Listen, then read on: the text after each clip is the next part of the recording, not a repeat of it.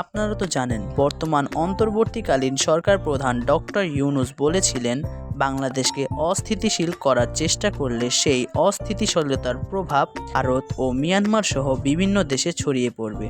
আর এই অরাজকতার প্রভাব সবচেয়ে বেশি পড়বে যেখানে, তার নাম হলো ভারতের সেভেন সিস্টার্স। কি এই সেভেন সিস্টার্স?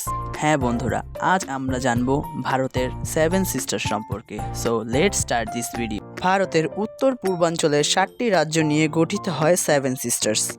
রাজ্যগুলো হলো আসাম, অরুণাচল প্রদেশ, মেঘালয়, ত্রিপুরা, মণিপুর, মিজোরাম ও নাগাল্যান্ড।